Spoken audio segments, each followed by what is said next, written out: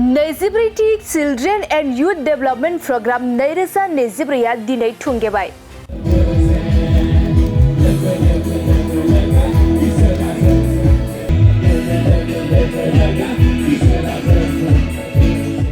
क'क्राझार जिल्ला बर' बाप्टिस्ट लाइमोन कमिटिनि बानजायनायाव थांनाय 9 अक्ट'बरनिफ्राय 13 अक्ट'बरसिम क'क्राझार जिल्लानि सिङाव थानाय जर्दानपुर बाप्टिस्ट चार्चनि गेलेग्रा फोथाराव खुंफुं जानाय 24 चिल्ड्रेन एन्ड युथ डेभेलपमेन्ट प्रग्रामा गाजा गोमजायै दिनै जोबनानै थाङो। बे 24 चिल्ड्रेन एन्ड युथ डेभेलपमेन्ट प्रग्रामाव क'क्राझार जिल्लानि सिङाव थानाय गासै गं 54 मण्डली फेलशिप गिर्जाफोरनि 580 लाइमोनफोरा बाहागो लादों। मख'जाथावनि हाबाफारियाव बाइबेल बिजाबनि फिलिपियारि 2 बालाब 13 सारिनि द क्विज फर पार्पस आयदानि सायाव उन्दै गथ'फोर आरो लाइमोनफोरखौ आयदानि सायाव बे सानब्रैनि गेजेराव बिथा खालामनानै फोरोंनाय जायो। बे हाबाफारियाव एमएलए लरेन्स इस्लारिया बाहागो लाना खौरांगिरिनि गेजेरजों आथिखालाव लाइमोनफोरा गाज्रि आखल आखु माबोरै जिउ खांनांगौ आरो गाज्रि फेग्रा मुवा बाहायनायनिफ्राय जानगार जानो हायो आरो सासे मोजां फरायसा जानो हायो बेफोरनि सायाव फोरोंनाय जायो होनना फोरमायथियो। लोगोसे बे हाबाफारियाव गाहाय आलासि महरै बीबीसीनि एसएसपी दैमालु समफ्रामारि, बीबीसीनि एरिया फस्टार रिमियन बसुमतारी आरो क'क्राझार जिल्ला बर' बाप्टिस्टनि सोद्रोमाफोरा बाहागो लायो। क'क्राझार एरिया बेप्टिस्ट एस'सिएशननि जे 24थि गथ'सा आरो लाइमोनफोरनि जे जथुम्मा बेयाव बाहागो लाफैनो मोननानै आङो जोबोद रंजानाय मोन्दों।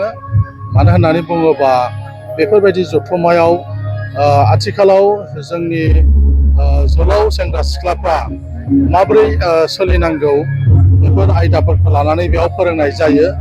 मानो होननानै बुङोबा दासान्दि जों नुनो मोन्दों गोबां लाइमोनफ्रानो फेग्रा मुवा बेसाद बाहायनाय फोरखौ गोबां बांनायनिफ्राय बांनाय जों नुगासिनो दङ। बेबायदि समफ्राव गिर्जानि लाइमोन आफादफ्रा माबोरै सेंग्रा सिख्लाफ्रा जिउ खांनांगौ आरो बेफोरबायदि फेग्रा मुवा बेसाद बाहायनायफोरनिफ्राय गोजानाव थानांगौ, जाहाथे बिथांमोना मोजाङै फरायनो हायो, मोजां सासे फरायसा जेन' जानो हायो, गाहाम आखु जेन' दानो हायो, बेफोर आयदाफोरखौ लानानैनो बेबायदि जथुम्मायाव फोरोंनाय जायो। आरो बे आयदाफोरखौनो लानानै बहायबो सानब्रैनि जे हाबाफारि लानानै क'क्राझार एरिया बेप्टिस्ट गिर्जानि लाइमोन आफादा जेखौ खुंदों बेनि थाखाय आं बिथांमोनखौ साबायखर बावदों। जाहाथे बयबो नाजायो जे आथिखालनियाव थासारिया मोजां नङा, बे गाज्रि थासारियाव लाइमोनफ्रा जाहाथे गोथों लामाजों बिसोरो आवगायलांनो हायो आरो बिथांमोना साफा राफोद नौनागोरि जानो हायो, गावखौ गायसननो हायो। बेनि थाखाय बयबो आफादफ्रा लाइमोनफोरखौ आरो फरायसाफोरखौ जाहाथे जोथोन लानो हायो बेबायदि हाबाफारिखौ बयबो लानांगौ होननानै आं खावलायनो लुबैयो। आरो बे हाबाफारिखौ लानायनि थाखाय आङो क'क्राझार एरिया बेप्टिस्ट लाइमोन आफादखौ आं साबायखर होयो। जोंनि क'क्राझार डिस्ट्रिक्टनि बेप्टिस्ट युथ कमिटिया थांनाय 9 अक्ट'निफ्राय लानानै दिनै 13 सिमावहाय प्रग्रामखौ मोजाङै खुंबोगासिनो। सिगाङाव आङो इसोरखौ बेनि थाखाय धन्यबाद होनांगोन, इसोरा जोंनो मोजां बोथोर होनायनि थाखाय। आरो नैथियाव जोंनि इउथ डिपार्टमेन्ट क'क्राझार डिस्ट्रिक्टनि जेरै इउथ डिपार्टमेन्टनि जेरै प्रेसिडेन्ट सेक्रेटारि आरो आरसि कमिटि आरो गासैबो चार्च मेम्बारफोर जायफ्रा जोंखौहाय बे जोबनायसिम डनेसन होनानै बे प्रग्रामखौ जाफुंसारनायाव हेफाजाब होबाय। दिनै जोंनि मेन थांखियानो जादों जे क्वेस्ट फर दि पार्पास, माने थांखिखौ जाफुंहोनो थाखाय होसोनाय। दा बेखौ जोङो बाइबेल स्टडीनिफ्राय लादोंमोन 2 फिलिपिनि दा बुक अफ फिलिपियान्स चैप्टार 2 भार्स 13निफ्राय जोङो लादोंमोन। दा जों बेवहाय स्पेशेलि जोङो फोरोंनाय जायो जोंनि इयुथफ्रा मानि थाखाय इसोरनि खाथियावहाय दिनै सोनारनांगौ। जों नुनो मोनो दिनैहाय ख्रिस्टानानो जा नन ख्रिस्टानानो जा दिनै जोंनि बर' गथ'फ्रा ड्राग्स एबिउसमेन, ड्राग्स जानायावहाय गोबां जौगागासिनो, एलक'हलिक एडिक्टेड, ड्राग्स एडिक्टेड बेबायदि गोबांथार जागासिनो। दा बेफोरनिफ्राय माबोरैहाय सांग्रांथि थानांगौ आरो इसोरखौ मानो फार्स्ट प्रायरिटि होनांगौ जों बेफोरनि सोमोन्दै फोरोंनाय जायो। आरो दिनै गावखौ माबोरैहाय बे संसारावहाय कम्पिटिटिभ लामाजोंहाय आवगायलांनांगौ बेफोरनि सोमोन्दै जोङो फोरोंनाय जायो बे प्रग्रामावहाय। साबेसे लाइमोनफोरा बे हाबाफारियाव बाहागो लादों? जोंनि रेजिस्ट्रेसन कमिटिनि गासै रेजिस्ट्रेसन खालामनायबा बिथांमोननि हिसाबै जोङो नुनो मोन्दों 580 जोहोलाव सेंग्रा सिख्लाफोर उन्दै उन्दै गथ'फोर बिथांमोना बाहागो लादों आरो दिनैसिमावबो न'आव रावबो थाङाबालानो बे गथ'फ्रा दासिमबो जोंनि बे पेन्डेलनि सिङावनो दङ। ओरैनो बे क'क्राझार जिल्लानि सिङाव गंबेसे मण्डलिया दं? जोंहा बेवहाय बुंनो थाङोबा जोंनि जास्ट गिदिर फिसा लाजोबनानै more than 55 charges and fellowship दङ दासान्दि क'क्राझार डिस्ट्रिक्टआवहाय जोंनि बेप्टिस्ट इउथ कमिटिनि आन्दारावहाय। ओरैनो दिनैनि हाबाफारियाव सोर गाहाय आलासि महरै नुजाथिदों?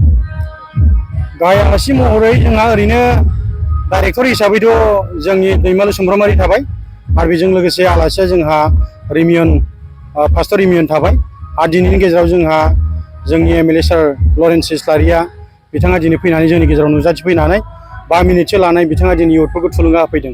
जोङो जोबोद गोजोननाय मोन्दों बिथांनि बे नुजाफैनायखौ लानानै। दिनै जोबथा हाबाफारियाव मा हाबाफारि खालामनाय जादों? जोंहा दिनै क्लासखौ जोङो लायै लानानै दहाय जोंना 10:30 जोंना जोबजोब्बाय।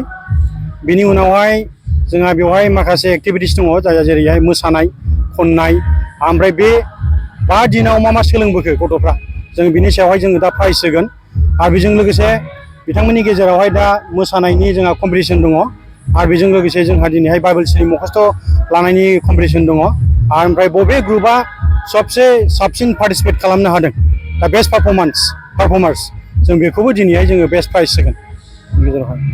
आथिखालाव गासैबो धोरोमावनो दिनै ड्राग्स जाग्रा एलक'हल एडिक्टेड ड्राग एडिक्ट्स बायदि बायदि बेफोर दंजोबो नाथाय जों बेखौनो दिनै फोरमायगोन जेब्ला बिमा बिफाया सिगाङावनो दिनैहाय सासे प्राइमारि टिचार जानानै गावनि न'खरावनो गावखौनो बा गावनि फिसाफोरखौ दिनै जोथोन लायोब्ला आरो बेबायदि प्रग्रामाव दिनैहाय जेरै जोंना CYDP children and youth development बे प्रग्राम बेवहाय जुदि बेबायदियाव गोसो होयोब्ला इसोरनि फारसे गोसो होयोबा धोरोमनि फारसे गोसो होयोबा जोंनि लाइमोनफ्रा ड्राग्स जानाय थांखु जानाय जौ लोंनाय बेबायदि एलक'हल एडिक्टेडनिफ्राय जोंना गासैबो गथ'फ्रा बा जोहोलाव सेंग्रा सिख्लाफ्रा फ्रि जागोन।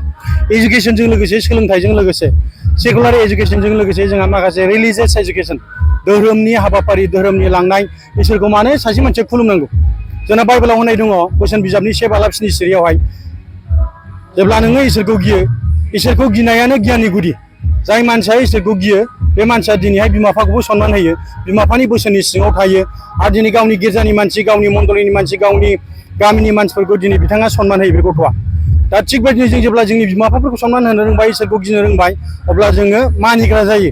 जेब्ला जोङो मानिग्रा जायो जथेस्थ' जोंहा उइदिन दा 4 कर्नार अफ दा बाउन्डारि अफ आवर पेरेन्टस आरो चार्च लिडारफोरनि फोरोंनाय बेवहाय थायो आरोखि जोङो बिनिफ्राय आउट जाया। बेनिखायनो बे जोंनि दिनैनि प्रग्रामा बे जे सोलिबोबाय जोंहा 5 दिन बे जोबोद इम्परटेन्ट।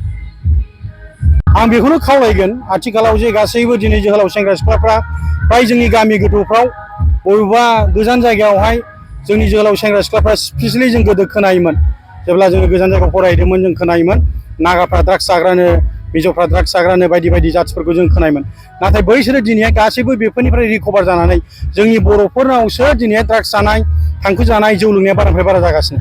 बेनिखायनो आङो जोंनि गासैबो बर' गार्जेनफोरखौ बर' बिमा बिफाफोरखौ खावलायनो लुबैदों जाहाथे बेफोरनिफ्राय सांग्रां जायो गावनि गथ'आ बबे खन्द'आव बबेसे गोजानाव मा खामानि मावहैदों दिनै स्कुलाव थांदों बबे समाव स्कुला गयो माब्ला फैफिननांगौ बबे समाव न'आव सौफैनांगौ कलेजाव थांदों दिनै सोरजों लोगो जादों दिनै बेफोरखौ जोङो दानिफ्रायनो उन्दै समनिफ्राय जोङो जोथोन लाखायोबा बेफोरनिफ्राय जोंनि बर' गथ'फ्रा जानाय लोंनाय गाज्रिनिफ्राय जोङो बारग'गोनखौ आङो सानो आरो आं बेखौनो थुलुंगा होबावनो लुबैदों गावनि धोरोमाव जोङो नांथाबनांगोन इसोरखौ जोङो मिथिनांगोन आरो दिनैहाय आंनि फिसाखौ नोंनि फिसाखौ आं जों जेब्ला गुबुना गुबुन सासेखौहाय कारेक्सन खालामलायगोन अब्लासो जोङो जोंनि फिसाफोरखौ गोजौ फारसे जोङो मोजां लामाजों दैदेनलांनो हागोन। जेब्ला आंनि फिसाखौ सोरबा रायनायाव आङो दुखु मोनोबा आरो आङो सोरनिबा फिसाखौ कारेक्सन खालामनायाव बै बिमा बिफाफ्रा जुदि दुखु मोनोबा नोंनि फिसालाय थांखु जादों माथो नोंनि फिसायाबो जौ लोंदों माथो जुदि होनलायलायोबा जोंनि समाजा गाज्रिनिफ्राय गाज्रि लामासिनाव थांगोन। बेनिखायनो जों बयबो सांग्रां जानांगौ बर' बिमा बिफाफ्रा। गोजोनथाव खौरां TBSनि गारि लानो गोसो गुदुं जानाय सुबुंफोरनि थाखाय मोनसे गोजोनथाव खौरां। चिरां जिल्ला बिजनीनि बागुरुम्बा TBS गारि श'रुमा नोंथांमोननि थाखाय दुर्गा फुजानि धामाका अफार लानानै फैदों। बाइक आरो स्कुटि गारि सालायनो मोजां मोनग्रा रायजो राजाफोरनि थाखाय बागुरुम्बा TBS गारि श'रुमा धामाका अफार होना नोंथांमोननि गेजेराव मोनसे मोजां खाबु होगासिनो दं। बिजनी स्टेट बेंकनि साखाथिनि CRPF केम्पनि उल्था सोनाब फारसे थानाय बागुरुम्बा TVS श'रुमाव डाउन पेमेन्ट होनानै नोंथाङा TVS नि गारि लानो हागोन। नोंथांमोना बागुरुम्बा TVS श'रुमाव फैनानै नोंथांनि लुबैनाय बायदि TVS नि गारिखौ लांफैनो हागोन।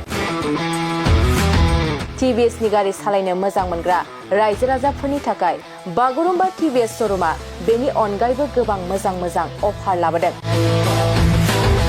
बेफोर अफारफ्रानो जाबाय जेरै गंनै हेलमेट फ्री, फुल टिंकी पेट्रल फ्री एसर गिफ्ट आरो TVS कम्पानिनि गासैबो मडेलनि एक्सचेन्जनि खाबुआ एभेलेबल जागोन। आरोबाव गुबुन मोनसे मोजां खाबुआ जादों फाइनान्स लागिरिफ्रा डाउन पेमेन्ट होनानै खम बेसेनाव TVS कम्पानिनि गारिखौ लानो हागोन। लोगोसे आबुङै मिन्थिनो आरो बुकिं खालामनो थाखाय 7002132259 एबा 8638131734 जानबुं नम्बराव कल खालामना खौरां लानो हागोन।